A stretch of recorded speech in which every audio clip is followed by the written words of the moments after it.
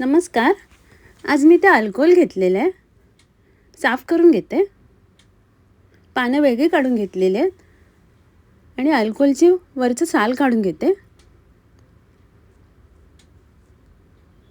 सालं काढून झालेले आता कापून घेते. छान कोवळा अल्कोहोल आहे. अशा प्रकारे बारीक बारीक तुकडे करून घेतलेले आहेत आणि इथे मोठे तुकडे करून घेतलेले आहेत. वाटप काढून घेते. त्याला लागणारं साहित्य स्क्रीनवरती लिहिलेलं आहे. आता मी वाटप ग्राइंडरमधनं वाटून घेते. मसाला वाटून झालेला आहे. इथे भांड्यामध्ये काढून घेते मोठे तुकडे. बारीक चिरलेला कांदा, हिरवी मिरची आणि थोडंसं पाणी घालून झाकण लावून शिजायला ठेवते. 3-4 मिनटं झाकण काढलेलं आहे. अल्कोहोल शिजला का बघते. त्यानंतर वाटप घालते आणि वाटपाला उकळी काढून घेते. वाटपाला उकळी आलेली आहे. साफ करून धुवून घेतलेली कोलंबी घालते. चवीप्रमाणे मीठ घालते आणि 2 कोकमं घालते आणि कोलंबी शिजेपर्यंत उकळी काढून घेते. कोलंबी शिजलेली आहे. अल्कोहोल घालून कोलंबीची कढी तयार आहे. इथे ओला जवळा घेतलेला आहे स्वच्छ धुवून. त्यात बारीक चिरलेलं आलं, लसूण, बारीक चिरलेला कांदा, हिरवी मिरची, लिंबाचा रस, कोथिंबीर, धणे पावडर, गरम मसाला, हळद, काळी मिरी पावडर आणि लाल मिरची पावडर घालते. मिक्स करून घेते.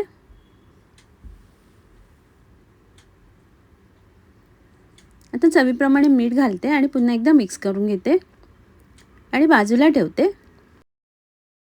10-15 मिनिटांनी त्यात 2 चमचे तांदळाचं पीठ आणि 1 चमचा बेसन घातलेलं आहे. मिक्स करून घेते. अशा प्रकारे भजीचं पीठ मिक्स करून घेतलेलं आहे. आता त्याचा एक हातावर गोळा घेते, गोल करून घेते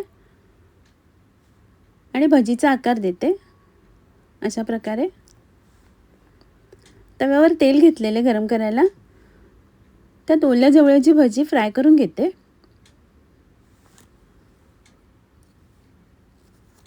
आता दुसऱ्या बाजूने फ्राय करून घेते.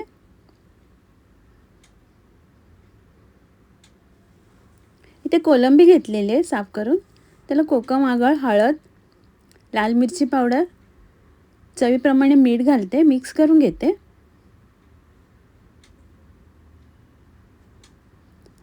तांदळाचं पीठ आणि रवा मिक्स करून घेते.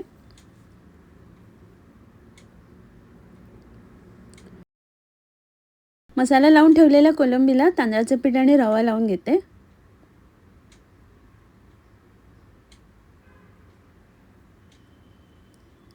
इथे ओल्या जवळची भजी तयार झालेली आहे. बाजूला काढून ठेवते. त्याच तेलात कोलंबी फ्राय करून घेते. वरून थोडंसं तेल घालते अजून.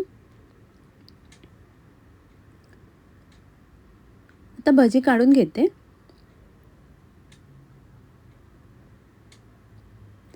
कोलंबी दोन्ही बाजूने छान कुरकुरीत होईपर्यंत फ्राय करून घेते.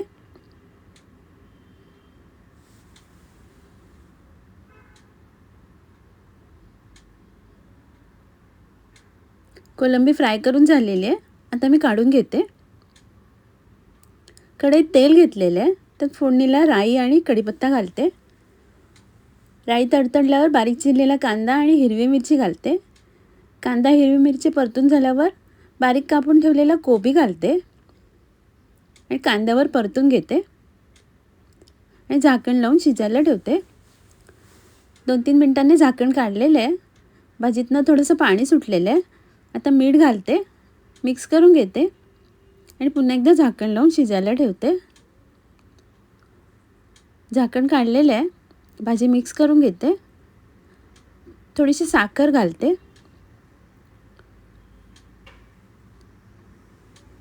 आणि पुन्हा झाकण लावून वाफ काढून घेते. भाजी शिजलेली आहे. ओलं खोबरं घालते आणि थोडीशी कोथिंबीर घालून मिक्स करून घेते.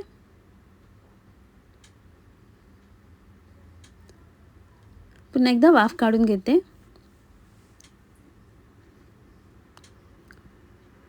कोबीची भाजी तयार आहे.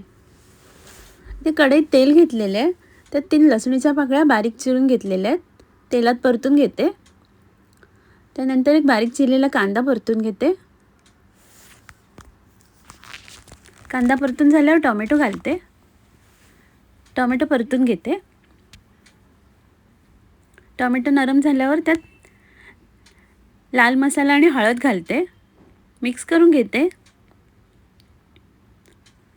ते बारीक कापून घेतलेलं अल्कोहोल घालते. कांदा टोमॅटोवर परतून घेते.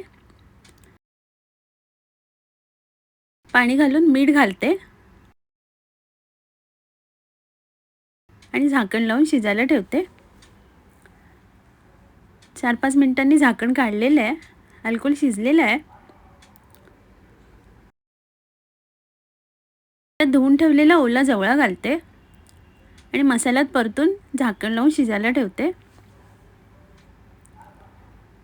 झाकण काढलेलं आहे. पुन्हा एकदा मिक्स करून घेते. ओलं खोबरं घालते आणि मिक्स करून झाकण लावून शिजायला ठेवते. थोड्या वेळाने झाकण काढलेलं आहे. त्यात ओली मिरची घालते आणि कोथिंबीर घालते.